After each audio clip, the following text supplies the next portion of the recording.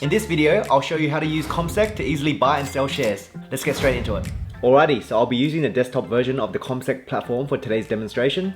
You can also use the CommSec app on your smartphone, but I'll save that for another video. Also, I have left timestamps down below because I'll be showing you how to register an account with CommSec and a few other important things. But if you're here just to see how to buy and sell shares, then no problem at all. Please feel free to skip ahead. So before we can start buying and selling shares on CommSec, we first need to register a CommSec account. So let's go to the CommSec website like so, and let's click join now. And it'll take you to this page where they explain in 3 simple steps on how it all works. So 1, you join CommSec and set up a CDIA account, which I'll explain more shortly. 2, they're currently doing a promo where you can make 10 free trades before 31st of January 2023. So if you're watching this video after that date, they may not have this promo anymore, or maybe they have a better one now. And 3, you'll get access to Trading Insights, which is CommSec's research tool. And I have to say, it's probably the best platform for researching stocks in Australia. But more on that later in the video. Let's click get started and we can begin the application. So are you already a CommSec customer? If you're watching this video, then probably not, so select no. If you're a CommBank customer, do you have a NetBank client number? So you can click yes or no depending on if you're already a customer, but I'll click no for now. How would you like to trade? Now if you're a beginner, I would highly recommend selecting with my own money. Unless you're a very experienced day trader, I would recommend you stay as far away from margin as possible. Select which account you'd like to open. For most people, it'll be individual, but if you have a partner, then you can choose to select joint, but that just means you'll be both taxed equally 50-50. So I'll just select individual for now.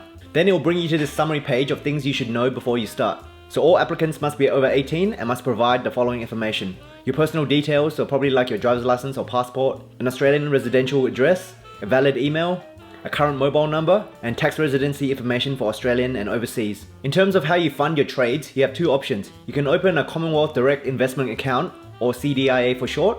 This is just an account designed specifically for CommSec. It's free to open an account, so if I were you, I would just sign up. As you can see, with a CDIA account, you can get cheaper brokerage fees. So they charge you $10 for trades up to $1,000, $19.95 for trades over $1,000 and up to $10,000, $29.95 for trades over $10,000 and up to $25,000. And once you go over $25,000, they will just charge you a flat rate of 0.12%. Now the other option is to fund your trades from another bank account of your choice. However, as you can see, it will cost you a lot more in brokerage. They'll charge you $29.95 for any trades below $10,000. And any trades over $10,000, they'll charge you a flat rate of 0.31%. So quite clearly, if you don't have a CDIA account, it will be much more expensive for you. So I recommend just signing up for one.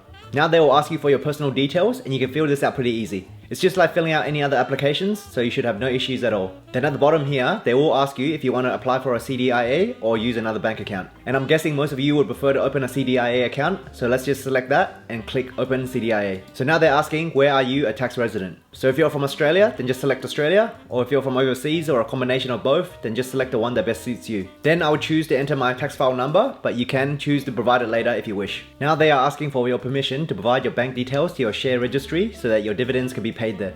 A share registry is basically a third party that helps you organize how your dividends are paid, so you can choose to receive it in cash or auto reinvest it to buy more shares, which also has its own advantages. I've made a separate video about this, which I'll link down below if you're interested. So let's just tick this and click confirm. Then they will ask you to do a quick online ID check. This should be very easy, and it's just to verify that the details you provided match the ID you have on record, like your driver's license or passport. So go ahead and click continue. And once you have passed that check, you should be taken to the step 3 page where you can review and submit your application. Now it could take 3 to 5 business days for your account to get approved. If you're a CommBank customer, it could be quicker, but just be patient, they should eventually approve your application. So once your application is approved, let's log into your new CommSec account. You can Google CommSec login to get to this page, and let's log in.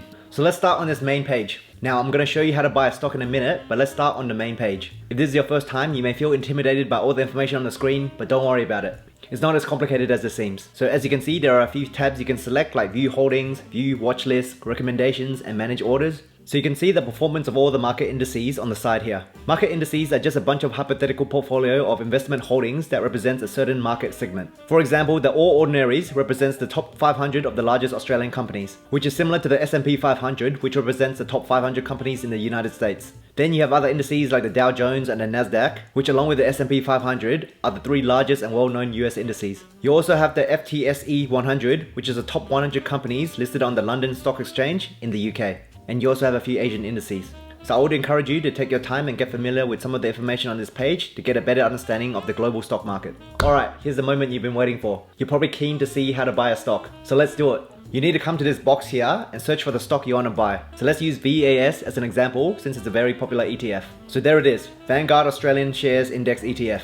Okay, so I'll quickly explain some of these stats that you see on the page here. So you have the current share price here. This is a live price, so if the ASX was open right now, it could change every time you refresh. But since I'm filming on a Friday night, this is the set price for the day. Then you have the bid and offer. So the bid is how much other people are willing to buy the shares from you, and offer is how much other people are willing to sell the shares to you. Just remember, when you buy or sell shares, there is another person on the other side you're buying or selling from. So if you're interested in buying the share, you look at the offer price. And if you're interested in selling the share, you look at the bid price. I'll explain more about this later on. Then you have your open, high, low, and previous close. So open is the price of the first trade for the trading day. So it's pretty much the price that the shares opened at. The high is the highest price that the share got during the day, and the low is the lowest price the share got during the day. And the previous close is what the share price closed at the previous day. Then you have the 52-week high and low. So 52-week high is the highest the share price has been in the last year, and the 52-week low is the lowest the share price has been in the last year. So now let's click buy, and it will take you to this trading page where you can set up your buy order. Now you have an option to either buy the shares in quantity or by dollar value. So with quantity, you can select how many shares you want to buy.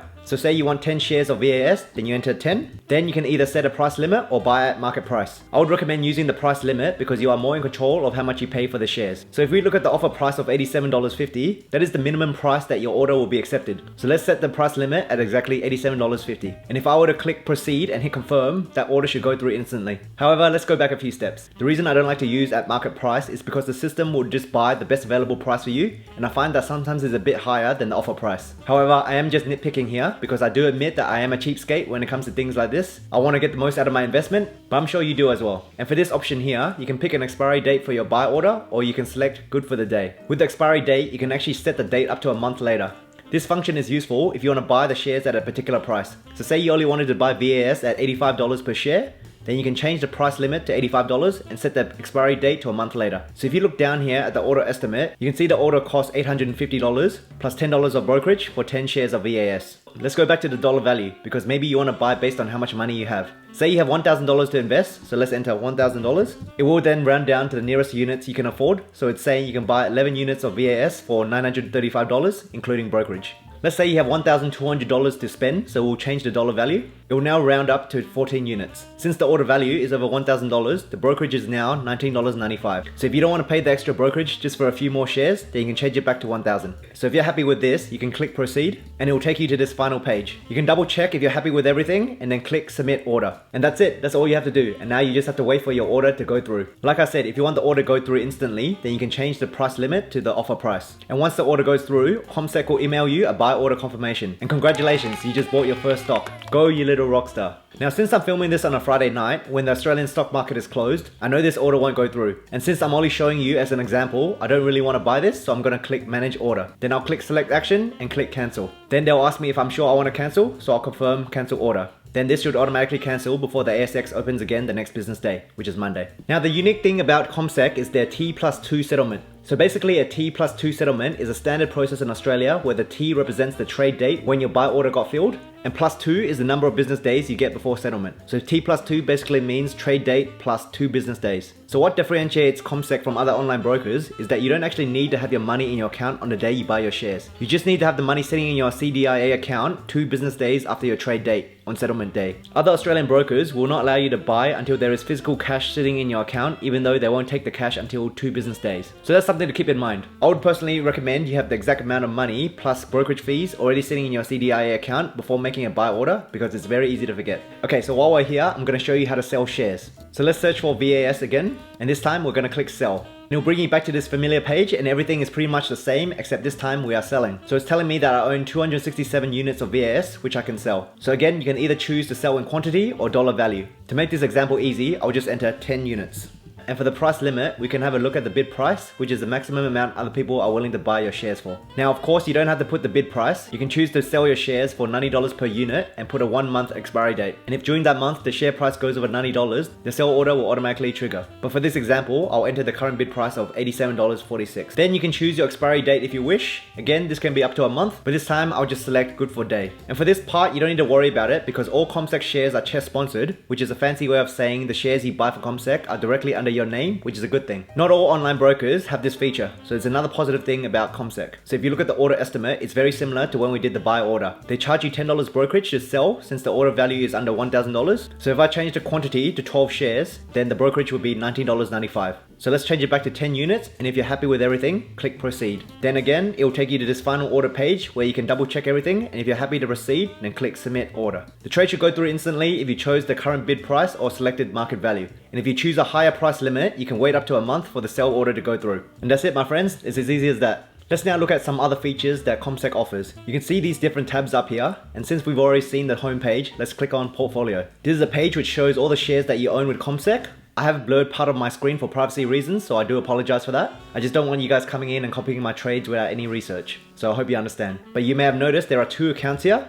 And that is because I also have a CommSec Pocket account, which is like the baby brother of CommSec. And I have made a separate video about CommSec Pocket, which I think is a great platform for beginners. I'll link it down below if you're interested in learning more. And if you do have a CommSec Pocket account, then it will appear here alongside your CommSec account. So let's move along and click on watch lists. Here you can create some watch lists of certain stocks or ETFs you want to track. For example, I've created a watch list to track some random ETFs. You can see them all lined up here and how they performed today. And it seems like it wasn't a good day for ETFs. But say you want to create a brand new watch list to track the big 4 banks, for example. You can do this by clicking on add watch list, then click edit and change the name to big 4 banks. Then you can start adding them one by one.